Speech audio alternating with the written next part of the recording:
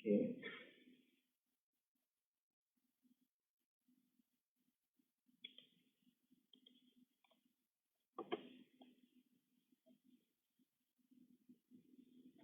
Assalamualaikum warahmatullahi wabarakatuh. InsyaAllah saya hari ini saya akan bercakap tentang satu tajuk yang mungkin agak selalu berlaku di kalangan pesakit, iaitu masalah berdarah ataupun lebam. Saya Dr. Ismail bin Ibrahim, Assistant Professor dan juga Consultant Clinical Hematologist berkhidmat di IIUM Medical Specialist Center. Hari ini akan bercakap tentang tajuk mengapa saya mudah berdarah dan lebam. Lebam ni satu perkara yang agak selalu berlaku di kalangan pesakit ataupun di kalangan umum. Dia boleh jadi di mana sahaja, sama ada di pergelangan tangan, dalam bentuk lebam yang terhad, kita nampak dia punya distribution dia ataupun lokasi dia agak terhad, ataupun dia boleh berlaku di tempat-tempat yang lebih terpencil, contohnya di bahagian lutut, di siku. Dan lebam ni juga boleh berlaku agak besar ataupun ekstensif, yang mungkin daripada belakang pinggul melibatkan seluruh kaki dan sebagainya. Dia boleh jadi sangat simple dan dia boleh jadi sangat teruk ataupun sangat luas tempat yang terlibat. Di segi pendarahan pula, sangat banyak tempat boleh berlaku pendarahan, daripada boleh berlaku pendarahan disebabkan batuk, berdarah, ataupun ada di kalangan wanita akan dapat pendarahan yang berlebihan daripada setiap kali haid, ataupun pendarahan yang lebih kerap berlaku adalah pendarahan daripada hidung di kalangan kanak-kanak ataupun di kalangan dewasa dalam situasi yang panas, dalam situasi yang tidak cukup air ataupun kering, itu boleh menyebabkan berlakunya pendarahan.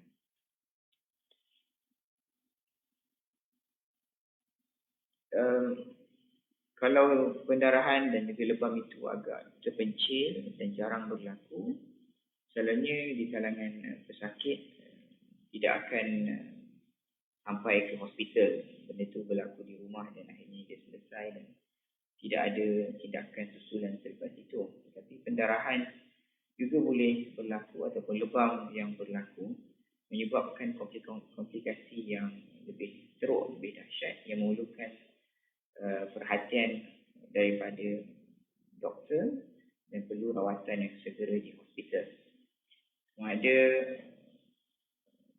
lebam ataupun pendarahan itu dia berlaku di banyak tempat. Contohnya ambil gambar di sini ni adalah kes di mana pendarahan dan lebam ini berlaku susulan daripada jangkitan kuman yang teruk, sehingga menyebabkan berlaku perubahan dalam darah yang menyebabkan lebam dan pendarahan berlaku. Dan pendarahan tu daripada luar mungkin dilihat sebagai lebam, ataupun bertukarlah kulit kita kepada yang lebih gelap ataupun merah, ataupun kalau ambil masa yang lama dia akan jadi warna kuning. Dia sebenarnya boleh jadi susulan ataupun dia hanya representasi ataupun kesan dari pendarahan yang lebih besar di dalam badan kita, dan itu bukan mudah untuk dikenal pasti dengan sekali pandang, tetapi dia perlu kepada scan yang lebih detail, baik dia berbentuk CT scan ataupun ultrasound, untuk mengenal pasti kawasan yang terlibat dalam pendarahan ataupun lebam tadi. Dalam kes contohnya, dalam kes pesakit ini, daripada luar dia nampak lebam begitu sahaja di kulit, tetapi di sebalik lebam yang besar itu ada juga pendarahan yang berlaku di dalam otot, dan itu mungkin tidak akan dilihat secara langsung oleh pesakit, dan lebih simptomnya dari sudut sakit ataupun bengkak berbanding dengan lebam itu sendiri. Dalam beberapa jenis penyakit, pendarahan itu berlaku bukan di otot, bukan di permukaan kulit, tetapi boleh berlaku di dalam sendi. Dalam kes gambar ini merupakan pesakit hemofilia ataupun penyakit mempunyai kecenderungan untuk berdarah disebabkan oleh keturunan. Mereka boleh mendapat pendarahan yang banyaknya di kawasan-kawasan sendi. Dan sendi yang kita masukkan adalah sendi yang terlibat dengan banyak pergerakan ataupun pressure lah bila kita berjalan, contohnya sendi di lutut ataupun di pinggul. Semua itu adalah tempat-tempat yang boleh berlaku pendarahan dan juga lebam secara berlebihan di kalangan pesakit, terutamanya hemofilia. So, ia boleh jadi lebam yang simple, yang mungkin tak memerlukan perhatian segera. Berdarah yang mungkin biasa ataupun berlebihan daripada tempat-tempat yang boleh berlaku, dan dia boleh jadi lebam dan pendarahan yang serius yang memerlukan tindakan yang segera. Bagaimana masalah-masalah ini boleh berlaku? Dalam beberapa hal, kalau lebam itu ataupun pendarahan itu berlaku disebabkan oleh kecederaan ataupun terlibat dalam aksiden dan sebagainya, itu mungkin mudah untuk kita fahami kerana ada kecederaan langsung kepada badan kita. Sama ada kulit kita terluka ataupun ada impak kepada bahagian badan tertentu menyebabkan lebam dan pendarahan dalaman, itu mudah difahami. Bahkan dalam kes-kes sedemikian, kalaulah tidak serius, kita hanya perlu buat pemantauan dan juga pengajian yang rapi sebelum kita buat apa-apa tindakan yang lebih invasif ataupun memerlukan tindakan yang lebih serius lah. Tetapi kalau pendarahan ini dan lebam berlaku secara tiba-tiba, spontaneous, itu perlukan explanation ataupun penjelasan yang lebih lanjut, dan barangkali dalam kes-kes sedemikian perlu rujukan kepada pakar bahagian darah ataupun pakar perubatan untuk pemeriksaan lanjut sebelum kita mengenal pasti sebab berlakunya perkara tersebut. Mengapa boleh berlaku pendarahan? So, dalam badan kita ni ada beberapa faktor yang boleh berlakunya pendarahan. Dia boleh jadi faktor salur darah yang membawa darah daripada jantung ke seluruh badan. Maknanya masalah di salur darah tersebut, ataupun dia melibatkan sel darah yang tertentu dalam badan kita, sama ada dia tidak mencukupi dari sudut bilangan ataupun tidak mampu berfungsi sepenuhnya, terutamanya sel darah kuning ataupun dalam istilah yang lebih tepat platelet. Selain daripada itu, selain daripada salur darah dan juga sel darah tersebut, cecair dalam darah itu sendiri terkandung banyak protein dan zat-zat yang diperlukan untuk memastikan manusia mampu untuk memberhentikan pendarahan dengan efisien, juga mampu untuk mengelak berlakunya lebam secara berlebihan. So, dalam gambar ini kita boleh ambil beberapa contoh. Yang pertama ini adalah sel yang menjadi sumber kepada platelet ataupun darah kuning. Sekiranya sel ini bermasalah, tidak mencukupi, maka platelet yang dihasilkan itu mungkin tidak mencukupi dan menyebabkan berlakunya pendarahan. Ataupun platelet yang dihasilkan oleh sel ini mencukupi, tetapi platelet yang dihasilkan itu setelah melalui beberapa proses hilang dengan segera daripada badan manusia dan akhirnya terdedah kepada risiko pendarahan.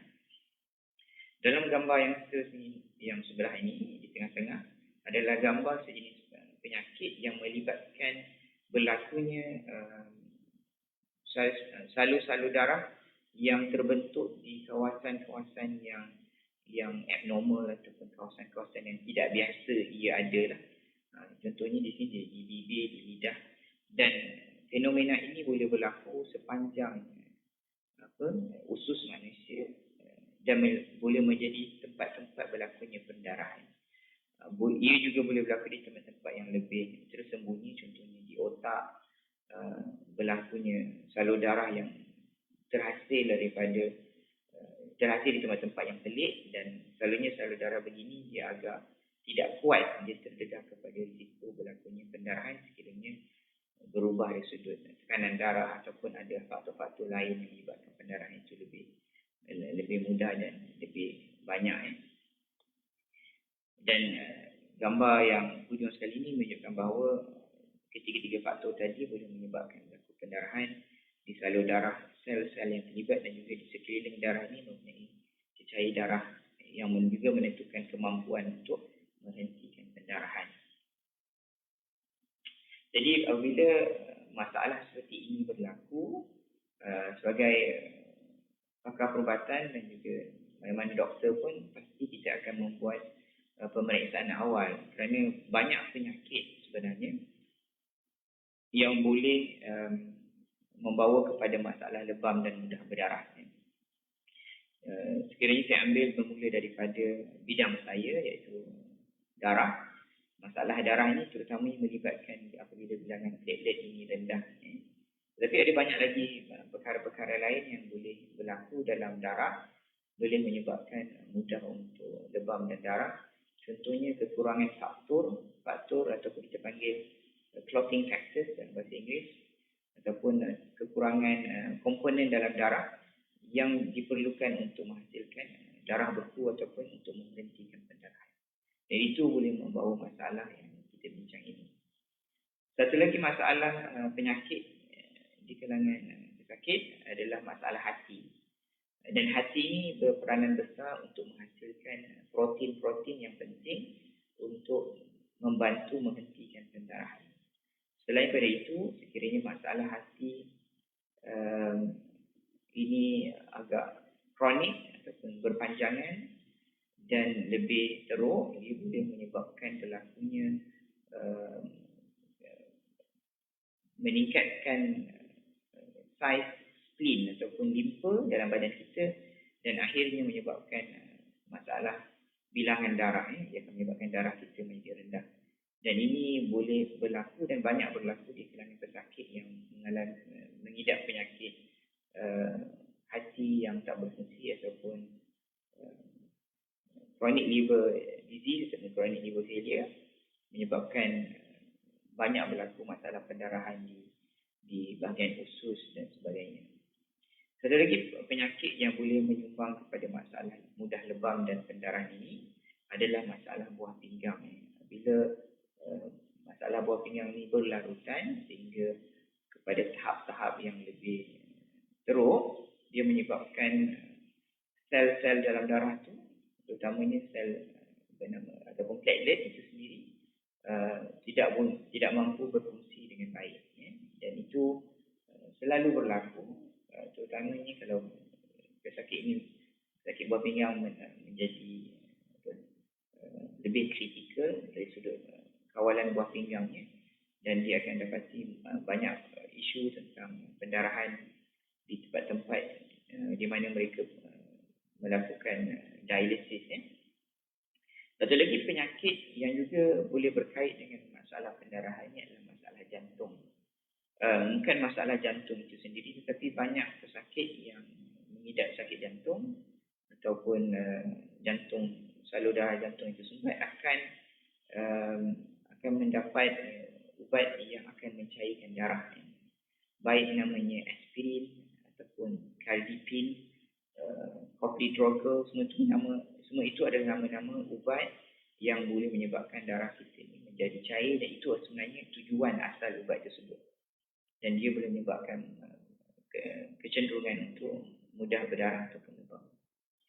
Satu lagi golongan pesakit yang juga terdedah pada risiko lebam dan mudah berdarah ini adalah penyakit pesakit kanser, dan sekiranya mereka mendapat rawatan berupa kemoterapi ataupun apa-apa rawatan yang berkait, mereka juga terdedah kepada risiko pendarahan dan lebam atas faktor bilangan darah dan juga kesan daripada kemoterapi itu sendiri.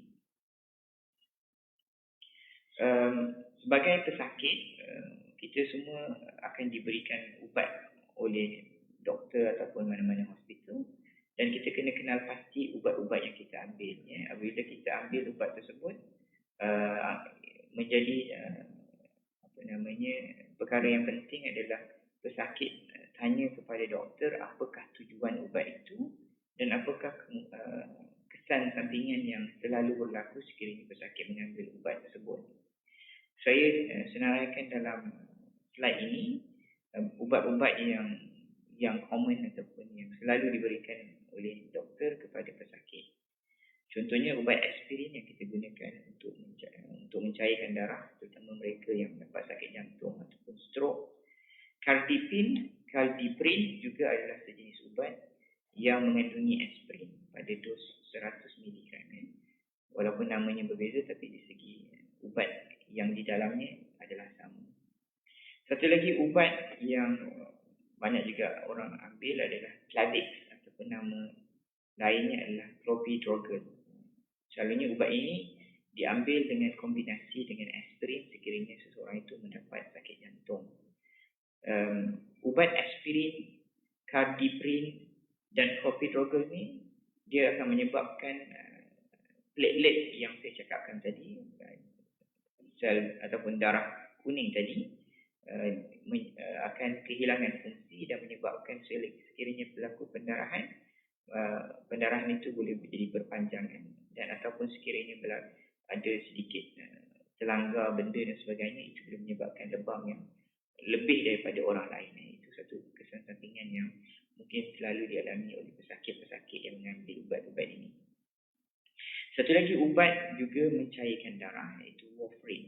Warfarin ini diberikan kepada pesakit yang sekiranya melalui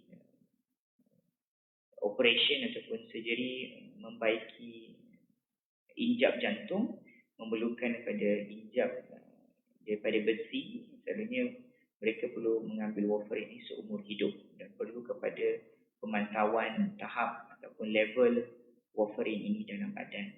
Dan warfarin ini akan pastinya menyebabkan pesakit berisiko untuk lebih berdarah dan lebam, dan terutamanya sekiranya level ataupun tahap warfarin dalam badan tersebut terlalu tinggi, ia akan menyebabkan lagi berlaku risiko pendarahan yang berlebihan dan juga serius. Penting kepada pesakit-pesakit yang mengambil warfarin untuk pastikan tahap ataupun level warfarinnya pada tahap yang mencukupi, tidak begitu tinggi dan tidak begitu rendah. Dengan perkembangan terbaru, ada lagi banyak ubat-ubat yang juga mencairkan darah. Antara lain yang kerap kita gunakan, terutama dalam bidang saya, terutama merawat pesakit yang mempunyai kita panggil pulmonary embolism ataupun darah beku dalam paru-paru. Mereka akan mengambil ubat Xarelto ataupun rivaroxaban. Selain daripada itu, ada beberapa ubat lain, nama dia apixaban dan juga Pradaxa. Semua ubat ini dia mempunyai kesan seperti mana warfarin untuk mencairkan darah, tetapi dia tidak perlu kepada pemantauan tahap ataupun level warfarin dalam darah. Itu bukan bermakna dia tidak terdedah kepada risiko pendarahan dan lebam. Masih ada risiko tersebut berbanding dengan orang yang tidak mengambil ubat-ubat ini.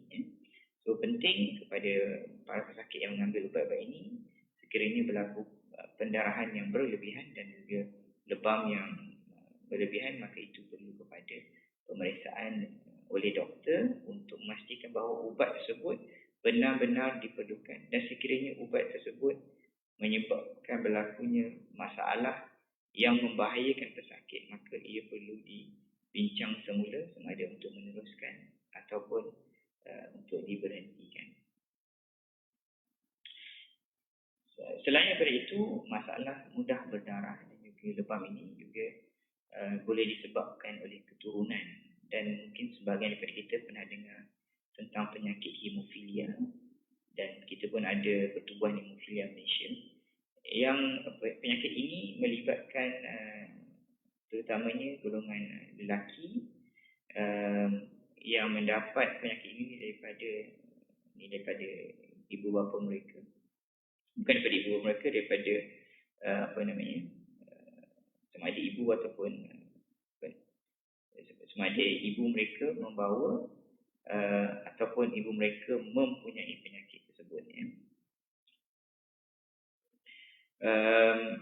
Apa yang berlaku kepada mereka adalah mereka kekurangan bahan dalam darah untuk menghentikan pendarahan. Dan hemofilia ini ada dua jenis, hemofilia A ataupun hemofilia B, bergantung kepada bahan apa yang kurang, dan berdasarkan concentration ataupun bilangan bahan yang tinggal dalam badan mereka menentukan sejauh mana keseriusan penyakit ini. Kalau bahan tersebut terlalu rendah, dia akan banyak mendapat risiko pendarahan. Seperti mana saya bincang tadi, banyak berlaku pendarahan di dalam sendi-sendi mereka. Dan sekiranya bilangan tersebut rendah tetapi tidak begitu rendah, selanya mereka tidak mempunyai kesan secara serius kepada risiko pendarahan. Dan selalunya masalah hemofilia ini dikenal pasti di peringkat usia muda, kecil. Selalunya kita akan dapati mereka mudah berdarah pada ketika mereka start merangkak atau banyak bergerak, kerana mereka muda akan jatuh ataupun banyak stres kepada bahagian-bahagian yang tertentu pada badan mereka menyebabkan lebam. Dan sekiranya ini berlaku kepada anak-anak, pastikan mendapat pemeriksaan oleh doktor untuk dimulakan rawatan dengan segeranya. Hemofilia ini salah satu contoh penyakit mudah berdarah disebabkan keturunan, tetapi ada banyak lagi contoh-contoh lain. Contohnya, sudah susah sikit nak sebut ni, nama dia von Willebrand disease, yang juga melibatkan salah satu faktor dalam badan manusia yang kurang menyebabkan berlakunya pendarahan.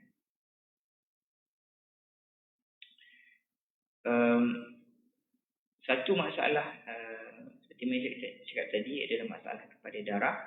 Sekiranya platelet kita rendah, iaitu darah kuning yang saya sebutkan tadi, kita akan terdedah kepada risiko pendarahan. Dan masalah platelet rendah ini boleh berlaku disebabkan masalah immunity, di mana badan kita sendiri melahirkan antibodi yang melawan platelet dan menyebabkan platelet kita menjadi rendah. Dan itu perlu pada rawatan yang segera dalam bentuk steroid ataupun immunosuppressant. Ubat akan mengawal immunity kita. Ada juga beberapa ubat lain yang menyebabkan platelet kita rendah. Tadi saya bincang tentang ubat-ubat yang menyebabkan platelet ini tidak berfungsi, contohnya aspirin dan clopidogrel. Selain daripada itu, penyakit-penyakit lain juga akan menyebabkan platelet ini rendah. Contohnya masalah hati yang kita bincang tadi, dan juga masalah buah pinggang juga akan mengganggu fungsi platelet dan akhirnya menyebabkan pesakit boleh berdarah dan mudah lebam. So apa yang diperlukan, apa yang perlu dilakukan sekiranya kita dapat masalah yang kita bincang tadi, pendarahan yang berlebihan, contohnya period yang berpanjangan ataupun haid yang berpanjangan, ataupun pendarahan yang berlebihan daripada batuk kita. Penting sekali kita perlu berjumpa doktor untuk pemeriksaan susulan. Memang betul kita tak boleh membuat keputusan terus melihat apabila kita berjumpa dengan pesakit, dia perlukan kepada maklumat lanjut daripada pesakit, dan seorang doktor tu perlu mengenal pasti apa simptom yang dialami, dan kita akan menilai keseriusan pendarahan tersebut dengan menggunakan beberapa cara dan skor ataupun grading. Sekiranya pendarahan dan lebam itu serius dan signifikan, kita perlu membuat ujian-ujian darah yang lebih yang lanjut, yang perlu kepada beberapa pertemuan. Sekiranya pada ujian darah yang awal melihat kepada bilangan darah, dan juga satu lagi ujian darah yang melihat kepada kecenderungan untuk berdarah, mendapati pesakit ada masalah, sama ada bilangan darah tak mencukupi ataupun menunjukkan ada kecenderungan untuk berdarah, maka kita akan membuat tindakan ujian-ujian susulan. Ini ujian darah awal ini boleh dilakukan di banyak klinik-klinik biasa, tetapi sekiranya untuk jawapan yang lebih tepat dan lebih spesifik, ujian-ujian darah ini perlu dilakukan di tempat-tempat yang mempunyai kepakaran, terutama di bahagian darah. So perlu kepada ujian darah yang basic, dan sekiranya terdapat perkara yang tidak normal di situ, ia perlu ujian darah susulan di tempat yang ada kepakaran. Sekiranya kita telah kenal pasti penyakit apa yang berkait dengan kecenderungan berdarah dan lebam ini, kita akan memberi rawatan yang sesuai, dan tidak ada rawatan yang kita kata boleh baiki semua benda, dan perlu tahu kepada diagnosis dan perbincangan dengan pakar. Beberapa nasihat saya juga kepada pesakit-pesakit, sekiranya kamu mengambil ubat yang menyebabkan kamu mudah berdarah dan lebam, beberapa perkara perlu dielakkan. Pertama, perlu elak daripada jatuh, perlu elak daripada luka, dan juga saya sarankan untuk cuba elak daripada buat berbekam lah, kerana sekiranya buat benda tersebut, kamu akan dapati lebam itu sangat teruk, dan juga pendarahan itu mungkin boleh berlarutan, dan itu berbahaya. Sekiranya ada kecenderungan dan ambil warfarin contohnya, maka cuba elakkan daripada buat bekam, dan itu pastinya kamu menyebabkan masalah. Sesi ini bukanlah untuk kita nak bincang detail tentang setiap penyakit ini, tetapi nak beri kesedaran bahawa sekiranya kita ada masalah ini, perlu kepada rujukan doktor, terutama doktor yang kepakaran yang berkait dengan ini, untuk kita buat ujian yang sepatutnya, dan insyaAllah dengan itu kita dapat memberi rawatan yang bersesuaian, insyaAllah. So dengan itu, insyaAllah dengan sedikit perkongsian ini kita dapat mengambil pengajaran, dan sekiranya perlu kepada khidmat dan juga nasihat daripada kepakaran saya, bolehlah kunjung di IIUM Medical Specialist Center di dalam klinik saya pada hari Selasa, ataupun bertemu terus di klinik sekiranya perlu kepada perhatian segera. So, dengan itu saya tutup dengan Assalamualaikum